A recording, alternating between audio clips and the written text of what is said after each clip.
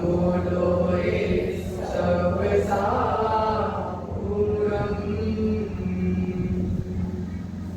मेरे पवित्र मन में गुरुदेव आओ।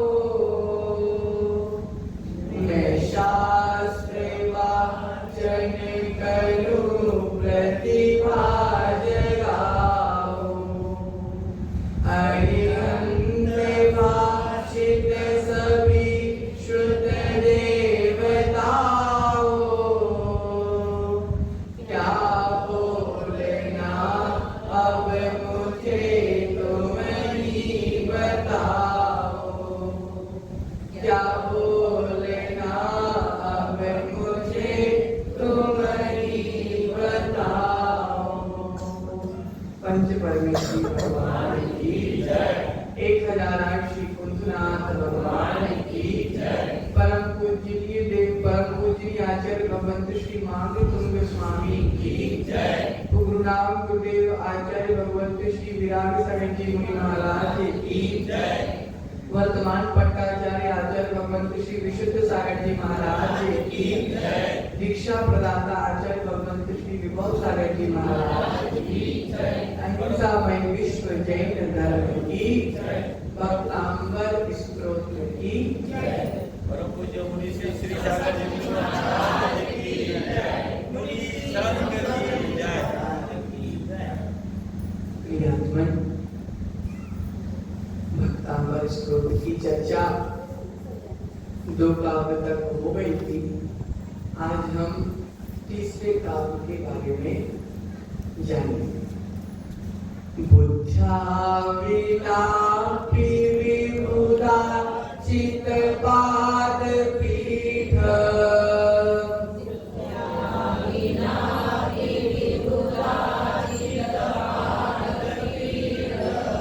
स्तोतुं समुद्यते मतिर्विगत त्रिपोहम्।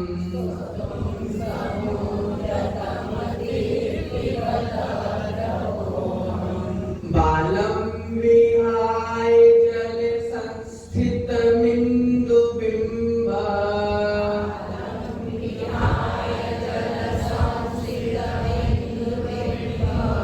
मन्यः क इच्छति जनः सहसा गृहीतुम्।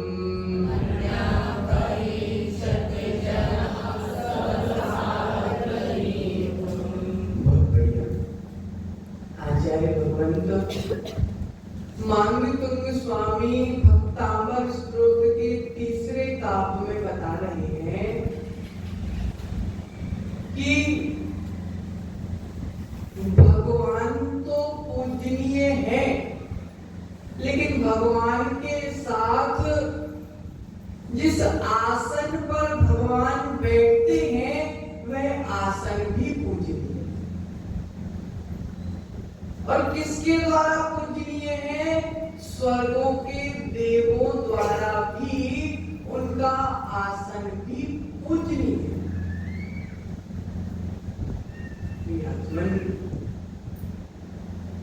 आचार्य मांगतुंग स्वामी कह रहे हैं कि हे भगवान, आपके आसन भी, आपका आसन भी देवों के द्वारा पूजनीय है। जिस प्रकार चंद्रमा की परछाई जब पानी में पड़ती है तो छोटे बच्चे उस पानी में दिखती परछाई को भी पकड़ने को दौड़ते हैं। जिस प्रकार छोटा बालक चंद्रमा की परछाई को भी पकड़ने को दौड़ता है, अर्थात बालक कैसा है? बुद्धिहीन। बुद्धिहीन बालक चंद्रमा की परछाई को जैसे पकड़ता है, उसी प्रकार हे भगवान मैं भी बुद्धिहीन हूँ, जो मैं आपकी संस्तुति के लिए तत्पर हुआ हूँ, तैयार। प्रियात्मन, भक्तांबर स्तोत्र अमर हो गया। भक्तांबर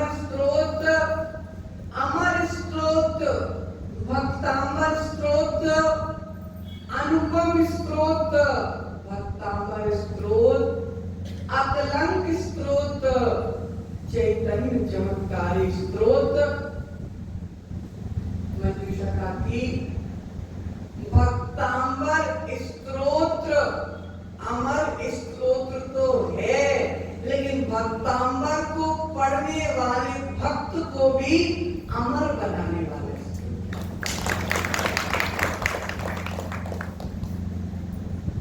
भक्त भक्तांबर की आराधना करता है तो भक्त भी अमर हो जाता है। भक्तांबर स्तोत्र में महत और महत सौंपी गया भक्ति की चर्चा। भक्तांबर स्तोत्र चर्चा का विषय नहीं है, भक्तांबर स्तोत्र तो चर्या का विषय है। आचार्य मानतुंग स्वामी इतने विकट संकट में होने के बाद भी उनके आत्मक प्रदेशों में जो आदिनाथ प्रभु के प्रति, जो वीतरागी प्रभु के प्रति, जो अनंतानंत सिद्ध परमेष्ठी के प्रति जो भक्ति है, वही भक्ति हमारे सामने भक्तांबर के रूप में। एक उदाहरण के साथ आचार्य ने भक्ति को, श्रद्धा को पुष्ट किया। जैसे शबीर जी बिना बीज के वृक्ष ना उगता है, ना बढ़ता है, ना बड़ा होता है, ना फल देता है। क्या बोल रहे हैं? बीज के अभाव में ना वृक्ष उगता है, ना ठहरता है, ना बढ़ता है, ना फल देता है। वृक्ष के लिए बीज जरूरी है। क्या बोल रहे? तो वृक्ष के लिए बीज जरूरी है, क्योंकि बीज के बिना वृक्ष नहीं है।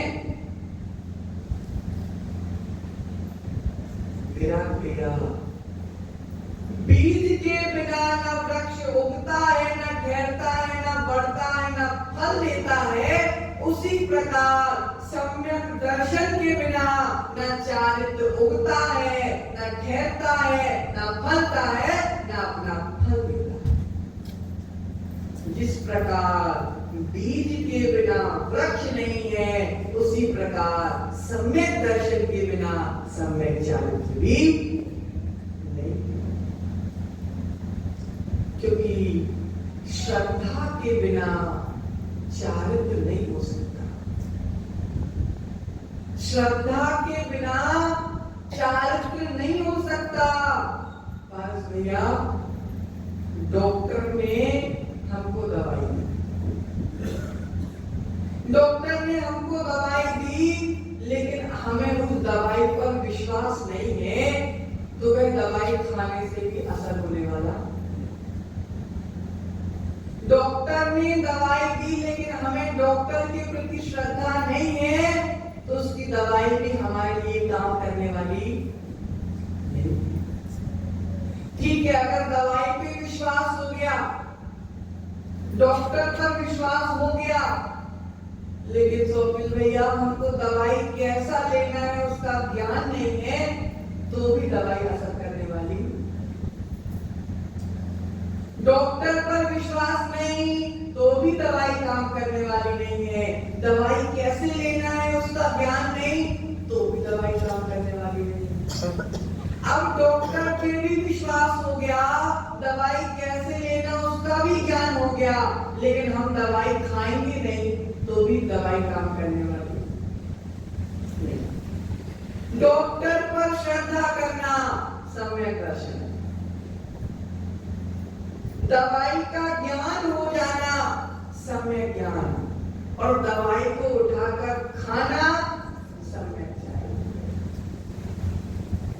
जिस प्रकार बिना डॉक्टर पे श्रद्धा किए हुए दवाई काम नहीं करती, उसी प्रकार देव शास्त्र गुरु के प्रति अगर श्रद्धा नहीं है तो जीवन में सफलता आने वाली नहीं है।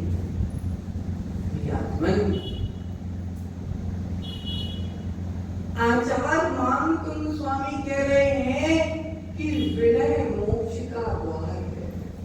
मोक्ष का द्वार क्या है? विनयो मोक्ष द्वारा, विनय मोक्ष का द्वार है। बिना लघुता के प्रभुता आने वाली, बिना झुके काम होने वाला नहीं है। आचार्य कह रहे हैं जहां लघुता होती है वहां विनम्रता होती है, और जहां विनम्रता होती है वहां जाकर कार्य की सिद्धि हो जाती है। विनम्रता कैसी होना चाहिए, लघुता कैसी होना चाहिए, भैया सीखना है तो आचार्य मानकुंड स्वामी से सीखिए। इतने महान स्तोत्र को लिखने वाले, इतने महान ज्ञानी आचार्य परमेष्ठी क्या कह रहे? मैं बुद्धिहीन हूं। क्या कह रहे दादी? मैं बुद्धिहीन हूं, मैं निर्लज्ज हूं, मैं बेशर्म हूं। मुझको शर्म भी नहीं आ रही कि मैं इतने बड़े भगवान की स्तुति लिख रहा हूं। हमको तो 2 अक्षर का ज्ञान हो जाता है तो हम भूलने लगते हैं, उचकने लगते हैं, दूसरे को दबाने लगते हैं कि मैं ही ज्ञानी हूं। तुम्हारा ज्ञान तो समुद्र की एक बूंद के समान, और जिसका ज्ञान समुद्र की तरह लबालब भरा है, वे क्या कह रहे? मैं बुद्धिहीन हूं, मैं बेवकूफ हूं, मेरे को बेशर्म हूं, मुझको शर्म भी नहीं आ रही, मैं आपकी भक्ति कर रहा हूं। प्रियात्मन, ये होती है विनय, ये होती है विनय, ये होती है लघुता।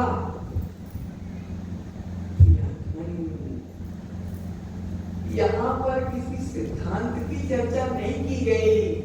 यहाँ पे तो क्या बोल रहे हैं भैया? अगर सिद्धांत की दृष्टि से देखा जाए तो मानकुंड स्वामी कह रहे हैं कि मेरे सामने प्रभु नहीं है, लेकिन प्रभु मेरे दिल में आके समा गए। ये भक्ति की भाषा, व्यवहार की भाषा। यहाँ पर निश्चय और सिद्धांत की बात नहीं की जा रही। क्या दादी, सिद्धालय से भगवान तुम्हारे पास आ जाएंगे क्या? सिद्धालय में पहुंच गए भगवान तुम्हारी भक्ति को देखकर तुम्हारे पास आ जाएंगे क्या? आने वाले नहीं है। लेकिन भक्ति की भाषा में मानकुंड स्वामी कह रहे हैं कि हे भगवान, तुम मेरे सामने तो नहीं हो, लेकिन तुम मेरे दिल में विराजमान।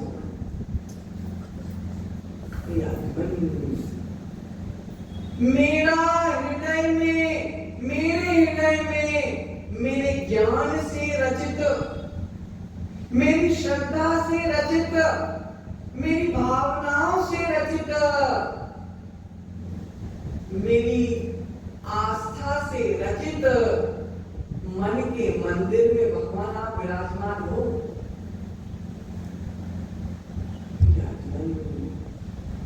विराट भैया, जब हम कैमरे में किसी की फोटो लेते हैं तो कैमरे में ना फोटो उभर कर आ जाती है, लेकिन व्यक्ति नहीं आता।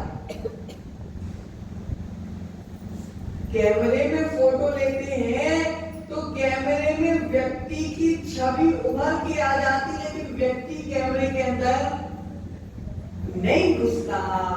उसी प्रकार जब हम प्रभु की भक्ति करते हैं तो प्रभु की छवि दिल में उछल के आ जाती है, प्रभु दिल में नहीं।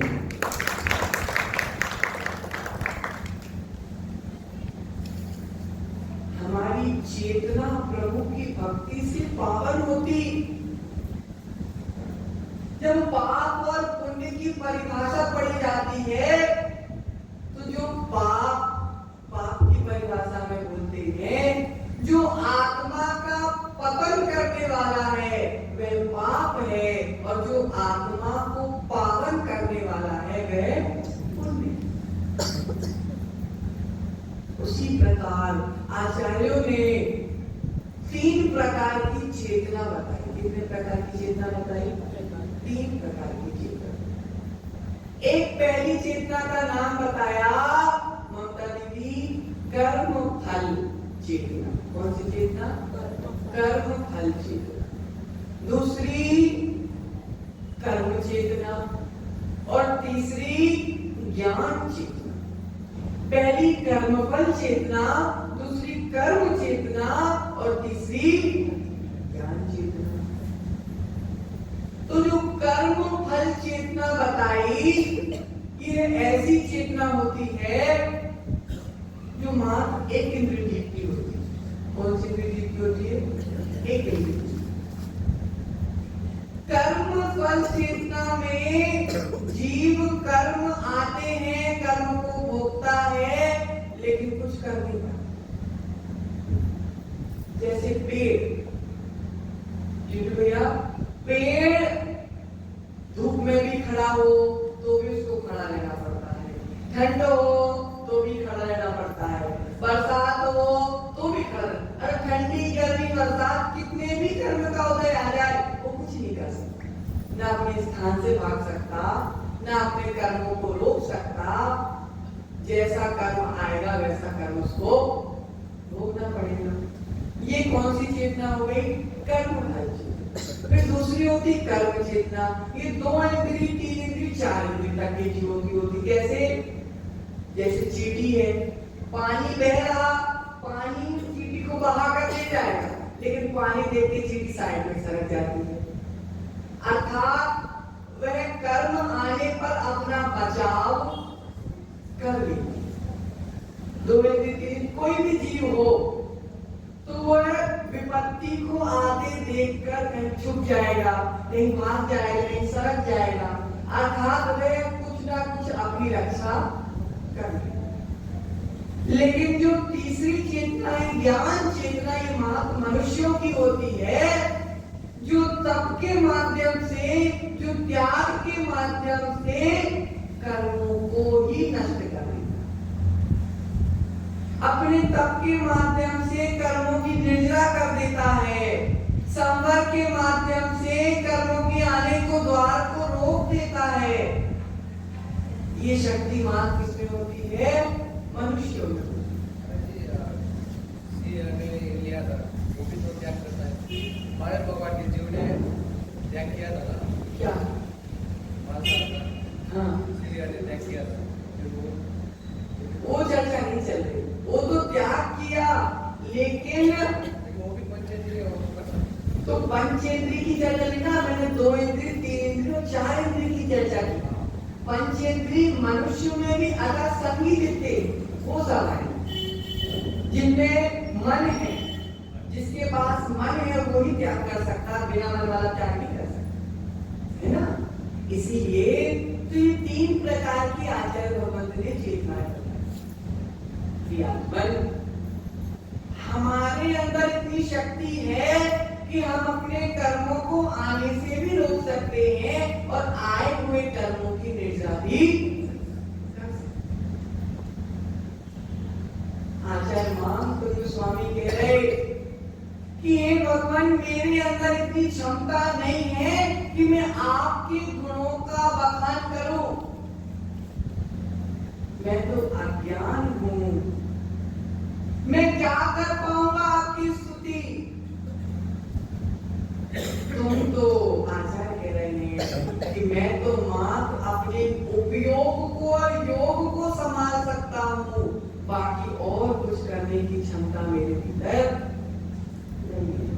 ये विराट हमारे साथ कहीं जाता है तो बोलता है कि महाराज ये मकान मैंने बनाया, ये मकान मैंने बनाया, इंजीनियर।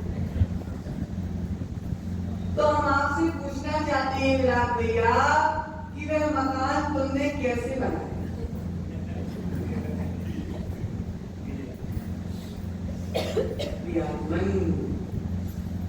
तुमने मकान नहीं बनाया, तुमने तो मां अपना उपयोग और योग बनाया। जब तक सीमेंट और ईट नहीं होगी तो सीमेंट ईट को जोड़ते ज्यादा मकान बन जाएगा। बनाने वाला मिस्त्री, काम करने वाला लेबर, कर्मचारी, सामान उठाने वाला, दीवार खड़ी करने वाला मिस्त्री, और इंजीनियर क्या बोलता है कि मकान नहीं मिस्त्री बोलता है कि मकान मैंने बनाया, शिल्पी बोलता है ये मकान मैंने बनाया, कर्मचारी बोलता है ये मकान मैंने बनाया, और मास्टर प्लान बनाने वाला बोलता है ये मकान मैंने बनाया। वास्तव में मकान किसने बनाया? मालिक खड़े होकर देखता है मैंने 3 करोड़ का मकान बनाया। अब हम उनसे यही पूछना चाहते कि भैया तुमने क्या किया? दीवार खड़ी करने वाला मिस्त्री, सामान उठाने वाला, करने वाला कर्मचारी, तो मकान तुमने कैसे बनाया? आचार्य ही कह रहे हैं कि मैं तो मात्र उपयोग और योग को बनाने वाला हूँ, बाकी मकान बनाने वाला तो कोई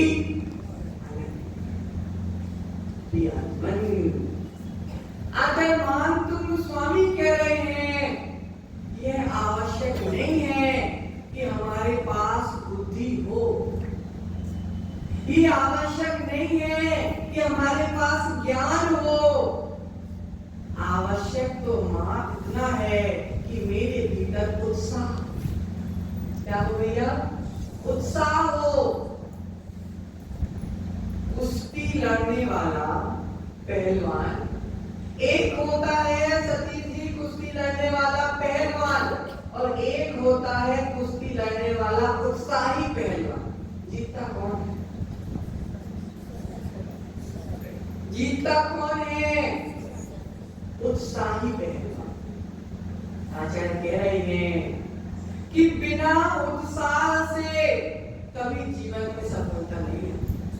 वही मानकुंड स्वामी कह रहे हैं कि मेरे पास बुद्धि नहीं है, मेरे पास शर्म नहीं है आपकी स्तुति करने के लिए, लेकिन हे भगवान मैं अज्ञानी जरूर हूँ, मैं बेशर्म जरूर हूँ, मैं निर्लज्ज जरूर हूँ, लेकिन मेरे भीतर उत्साह होता है, और उसी उत्साह के कारण मैं आपके अनंत गुणों का बखान कर पाया।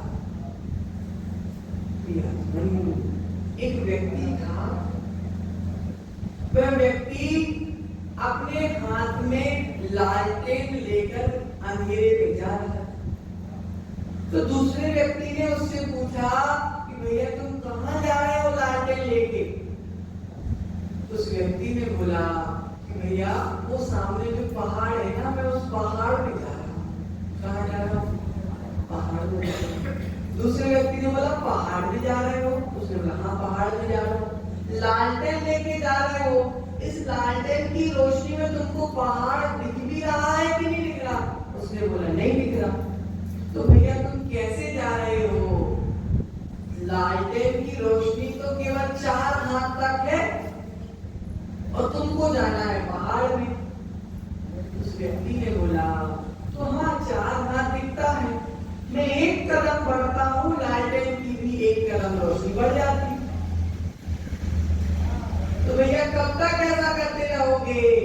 उसने बोला अरे भैया रास्ता तो यही है, मैं जैसे जैसे बढ़ता जाऊंगा ये रोशनी भी वैसे वैसे बढ़ती जाएगी, मैं जैसे जैसे बढ़ता जाऊंगा रोशनी बढ़ती जाएगी, मुझको आगे का रास्ता दिखता जाएगा और मैं पहाड़ में पहुंच जाऊंगा। रोशनी कम थी, टोकने वाले व्यक्ति भी थे, साहस भी अगर कमजोर हो जाता तो नहीं पहुंच पाता, लेकिन उसके भीतर उत्साह था कि मुझको कहां जाना है? प्रकाश तो कम होगा तो चल जाएगा, लेकिन आचार्य कह रहे हैं हमारे भीतर उत्साह कम नहीं होना चाहिए। एक बार एक व्यक्ति रोड के किनारे बैठा था और एक व्यक्ति चलने वाला था। तो चलने वाला राहगीर बैठे हुए व्यक्ति से पूछता है कि भैया धुलिया कितनी दूर है? क्या पूछता है? धुलिया कितनी दूर है? लेकिन बैठे वाला व्यक्ति मौन बोला, कुछ भी नहीं बोला। फिर से उसने पूछा कि भैया धुलिया कितनी दूर है? फिर भी वह मौन रहा, कुछ भी नहीं बोला।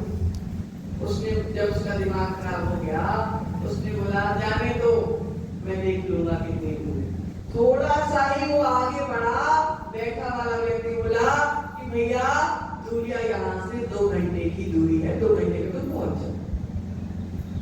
तो उस व्यक्ति ने बोला कि भैया मैंने तुमसे 3 बार पूछा, लेकिन तुमने क्यों नहीं बताया कि धुलिया कितनी दूर है? जब मैं चलने लगा फिर तुमने क्यों बताया कि धुलिया कितनी दूर है? उस व्यक्ति ने बोला कि भैया आपके पैरों की स्पीड कितनी है वो मैंने देखी ही नहीं। आपके चलने की स्पीड कितनी है वह मैंने देखी ही नहीं। जब मैंने आपके पैरों पे चलने का उत्साह नहीं देखा, जब तक मैं कैसे बता सकता था कि आप 2 घंटे में पहुंचोगे। लेकिन जैसे ही आप चले, मैंने आपके चलने का उत्साह देखा, फिर मैंने कहा कि आप 2 घंटे में धुलिया पहुंच। उत्साह के बिना कुछ कार्य होने वाला नहीं। उत्साह शक्ति से बड़ी शक्ति कोई दूसरी नहीं है। आचार्य कह रहे हैं कि जो हवा में उड़ते हैं ना, तो वह जो उड़ रहे हैं वह पंखों के कारण नहीं उड़ रहे, वह अपने हौसले के कारण उड़ रहे। उत्साह शक्ति सबसे बड़ी शक्ति।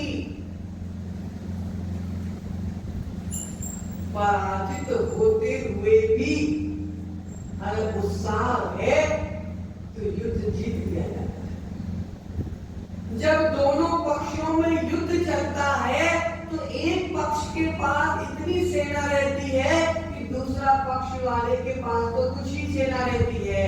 लेकिन जिसके पास सेना कम रहती है भैया, अगर उसके पास उत्साह रहता है तो वह जीत जाता। गिनती की सेना वाला भी उत्साह के कारण युद्ध जीत जाता। राम के पास कौन था और रावण के पास कितनी बड़ी सेना? रावण के पास कितनी बड़ी सेना थी महेंद्र जी, और राम के पास कुछ ही बंदर थे। लेकिन युद्ध किसने जीता? राम ने। प्रियात्मन राम में जीतने का उत्साह था। रावण की सारी सेना हार गई और रावण का सगा भाई भी राम की तरफ, सगा भाई भी राम की तरफ आ गया, क्योंकि राम के भीतर उत्साह और रावण के भीतर उत्साह नहीं था। आप सब रोटी बनाते हैं चौकी में? रोज बनाते रोटी? आप रोज रोटी बनाते हो और अगर कोई आपसे पूछे कि आप क्या कर रहे हो तो आप क्या जवाब देते हैं? मैं रोटी बना रही हूँ, मैं आहार बना रही हूँ, मैं चौका लगा रही हूँ। आप क्या कर रहे हो? रोटी बना रहे हो। आपसे पूछा जाए कि आप क्या कर रहे हो तो भाभी क्या बोलते? मैं आहार बना रही हूँ, मैं चौका लगा रही हूँ। और उसी जगह अगर कोई रोटी वाली बाई रोटी बना रही हो, अगर कोई बनाने वाली बाई रोटी बना रही हो और उससे पूछा जाए कि भैया तुम क्या कर रही हो, तो बोलेगी क्या? मैं अपना पेट पाल रही हूँ। दोनों की सोच में अंतर है। दोनों रोटी बना रहे हैं। एक बोल रही थी मैं चौका बना रही हूँ, मैं आहार बना रही हूँ, और एक बोल रही थी मैं पेट पाल रही हूँ। जो आहार बना रहा है वह उत्साह के साथ रोटी बना रहा है, और जो पेट पालने के लिए रोटी बना रहा है वह जीवन भर पेट ही पालता रह जाएगा, क्योंकि उसके भीतर उत्साह नहीं। उत्साह देखो, आपके भीतर उत्साह था लेकिन भाई के भीतर उत्साह नहीं था। लेकिन रोटी आप भी बना रहे थे और रोटी वो भी बना रही थी। रोटी आप भी बना के रख दोगे, वो भी रोटी बना के रख देगी। लेकिन आचार्य कह रहे हैं कि बिना उत्साह के कार्य तो हो सकता है, लेकिन कार्य का आनंद नहीं आ सकता। बिना उत्साह के कार्य तो हो जाएगा, लेकिन कार्य का आनंद नहीं आएगा। उसी रोटी को बनाने में तो मन ही मन आनंद आ रहा है कि मैं आहार बना रही हूँ, मैं मुंडाज को पढ़ाने के लिए, और वो क्या बोल रही है कि रोटी पालने अभी यहाँ बनाना है, फिर जाके दूसरे घर में बनाना है। एक बार आज ऋषि सामाई कर रहे थे और नीचे आप जैसी कुछ माताएं बर्तन मान रही थी, और बर्तन मान इतने मस्त मजे में बर्तन मान रही थी कि बिल्कुल बर्तन मानने में डूब गई थी। आज इसी सामाई कर रहे थे, आज इसके ऊपर से सोच रहे हैं जितने उत्साह से ये बर्तन मान रही है, अगर इतने ही उत्साह से ये एक सामाई कर लेती तो इनका कल्याण, एक सामायिक कर लेती, एक नमोकार की माला कर लेती तो कल्याण। वर्तमान की स्थिति यही है कि हम धार्मिक कार्यों में बोर हो जाते हैं और सांसारिक कार्यों में मस्त हो जाते हैं। रोटी बनाने की क्यों महेंद्र जी, जितने काम करने वाले बैठे 24 घंटे दुकान में रहने बोलोगे तो बोर नहीं होंगे, लेकिन मंदिर में 1 घंटे में बोर हो गए। ऐसा क्यों कि अगर 24 घंटे दुकान चलाना है तो हम बोर नहीं होते, और मंदिर में 1 घंटे में बोर हो जाते हैं। क्यों? आचार्य कह रहे हैं दुकान चलाने में तुम्हारा उत्साह है तो बोर नहीं होते, और मंदिर में तुम्हारा उत्साह नहीं है तो तुम बोर हो। अगर मंदिर में तुम बोर हो रहे हो तो विश्वास मानना संसार अभी तुम्हारा बहुत बड़ा है। संसार तुम्हारा अभी बहुत बड़ा है, अभी तुम्हें बहुत चक्कर लगाना है। लेकिन अगर तुम्हें मंदिर आने से ऐसा लग रहा कि ये भगवान गुरु के चरणों में आकर तुमको ऐसा लग रहा कि अब यहाँ से जाना ना पड़े, थोड़ी देर और, थोड़ी देर और, जैसे मन होता ना थोड़े पैसे और, थोड़े पैसे और, एक भी ग्राहक छूट ना जाए। क्यों भैया? एक भी ग्राहक वापस नहीं जाना चाहिए। उसी प्रकार अगर जिस प्रकार तुम्हारी ग्राहक में श्रद्धा है, जिस प्रकार तुम्हें ग्राहक से प्रेम है चिंटू भैया, अगर उतना ही प्रेम को तुनास से हो जाएगा तो तुम्हारे जीवन का कल्याण। ग्राहक के साथ तो प्रेम करना है, लेकिन ग्राहक से ज्यादा प्रेम हमको भगवान और गुरुओं से करना, क्योंकि ग्राहक तो इस भाव में साथ निभाएगा, लेकिन गुरु और प्रभु तो भाव में साथ।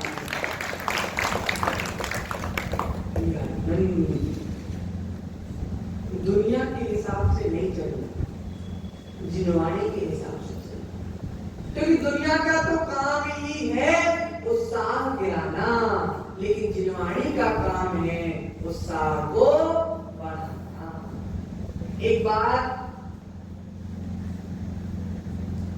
ये विराट और विराट की छोरी एक घोड़े के साथ जा रही थी। किसके साथ जा रही थी? घोड़े के साथ जा रही थी। अब दोनों जन घोड़े पे बैठे, तो विराट की छोरी बड़ी हो गई, अभी छोटी है फिर बड़ी हो गई। तो एक छोरी और विराट घोड़े के साथ रोड में जा रहे थे। दोनों घोड़े पे बैठ के जा रहे थे। एक व्यक्ति मिला, कैसी कैसे लोग हैं यहाँ, एक घोड़े के ऊपर दोनों बैठ गए। तो विराट ने सोचा कि मैं उतर जाता हूँ, छोरी को बैठे रहने देता हूँ। थोड़े आगे बढ़े, फिर दूसरा व्यक्ति मिला, वो बोल रहा है कैसा बाप है, पैदल स्वयं चल रहा, बेटी को घोड़े में बैठा दिया। तो विराट ने क्या किया, छोरी को फिर उतार दिया और स्वयं बैठ गया। अब फिर आगे बढ़ा, फिर तीसरा व्यक्ति मिला, उसने बोला कैसा बाप है, छोरी को पैदल चला रहा, स्वयं घोड़े पे बैठा। फिर इसने क्या किया, दोनों उतर, अब दोनों धीरे धीरे चले। अब फिर चौथा व्यक्ति मिला, कैसा आदमी है, घोड़ा होने के बाद भी पैदल चल रहा। फिर एक दोनों बैठ गए, फिर आगे बढ़े, फिर पांचवा व्यक्ति मिला, वो बोलने लगा कि भैया थोड़ा सा चलना है, क्या पैदल नहीं चल सकते। तो फिर दोनों उतर गए। ऐसे बढ़ते बढ़ते अंत में एक आदमी और मिला, उसने बोला कि भैया थोड़ा सा ही चलना था, तो कम से कम दोनों बैठ जाते घोड़े में।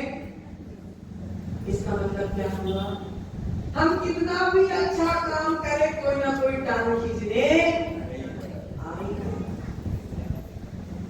अगर हम सही हैं तो किसी के टांग खींचने से हमको फर्क पड़ने वाला उत्साह, जिस उत्साह के साथ तुम जा रहे थे, लोगों के टांग खींचने पर पहुंचते पहुंचते तुम्हारा उत्साह पूरा। अगर उसी जगह तुम सोचते जब हाथी चलते हैं तो कुत्ते तो भौंकते ही हैं, उसी प्रकार जब हम अच्छा काम करते हैं तो कई भौंकने वाले ही जाते हैं, लेकिन उन भौंकने वालों से हमारा उत्साह कमजोर होने वाला नहीं है प्रियात्मन। क्योंकि अगर हम सही हैं तो कितने भी रोकने वाले आ जाए, हम किसी के बोलने पर रुकने वाले, क्योंकि हमारा उत्साह गलत रास्ते पे नहीं है, हमारा उत्साह सम्यक रास्ते पे। उत्साह के बिना कुछ होने वाला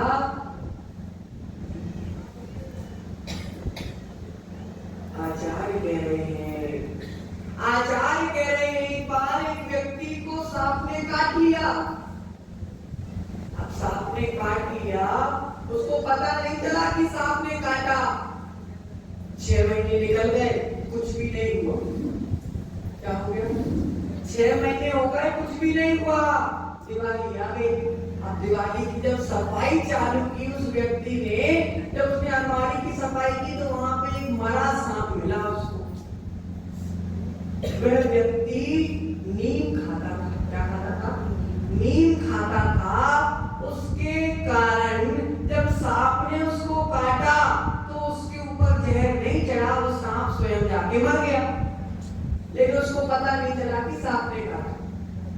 जब 6 महीने बाद जब उसने सफाई की तो उसको मरा सांप मिला, और जैसे ही उसने सांप को देखा तो उसको याद आया, अरे 6 महीने पहले किसी कीड़े ने काटा था, वह कीड़ा नहीं था, वह सांप था।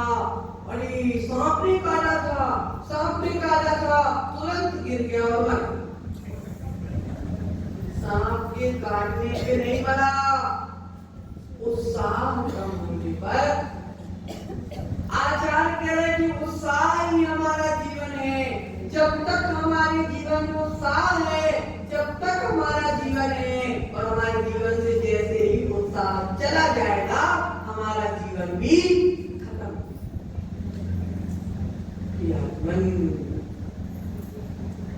व्यक्ति तो बहुत जीता, लेकिन उत्साह खत्म हो गया तो तत्काल प्राण। जब साधु किसी से बोलते हैं, एक बार हमने एक व्यक्ति से बोला भैया रोज अभिषेक किया करो, तो वे व्यक्ति बोलता महाराज अभिषेक तो रोज करूं, लेकिन धोती तो बर्थडे पहनने में शर्म। क्या आती है, शर्म आती है। सबके सामने धोती दुपट्टे पहन के कैसे जाऊं? जब मन को पता चल जाए कि मैं सही काम कर रहा हूं तो सारी शर्म अपने आप चेक कर। जब हमारी दीक्षा होना थी तो दीक्षा से पहले हम घर गए तो हमारे आचार्य लोग कॉलोनी के और हमारे चाचा जी लोग हमें बैठ के मजा ले रहे थे। अब दीक्षा तो होना है, बोलने लगा एक कि भैया तुम बीच मंच में कपड़े उतारोगे तुमको शर्म नहीं आएगी? हमने उनसे बोला भैया जब मेरे मन को पता है कि मैं कुछ गलत नहीं कर रहा हूँ, मैं सबसे अच्छा काम कर रहा हूँ, विश्वास मानना मुझे थोड़ी सी भी शर्म आने वाली। वही आचार्य कह रहे कि मेरे को शर्म नहीं आ रही, मैं बेशर्म हूँ। अच्छा हूँ, बेशर्म अच्छा हूँ। शर्म आने वालों से अच्छा बेशर्म है। अभी तुमसे बोलते कपड़े उतारो तो क्या कह रहे कि शर्म आने वाले से अच्छा बेशर्म व्यक्ति है। क्यों? क्योंकि अगर मैं अच्छा काम कर रहा हूं तो अपने आप मन की लज्जा, मन की शर्म खत्म हो जाती है। मन, उत्साह, महेंद्र जी विश्वास मानना, उत्साह से अभी तुमको साधु मिली सारी समाज से, मैं किसी नहीं, सारी समाज से। आज आपके भीतर उत्साह है तो आपको साधु का सानिध्य मिला। अगर आपका उत्साह बना रहा तो एक दिन आप सभी को भगवान का सानिध्य भी अवश्य मिलेगा। उत्साह अगर कम हो गया तो सब कुछ चला गया। मेढक को देखो, मेढक का उत्साह देखो दादी, जल में रहने वाला, लेकिन उत्साह क्या था कि मुझे भगवान महावीर के समोसर में, मन में उत्साह था कि मुझे भगवान महावीर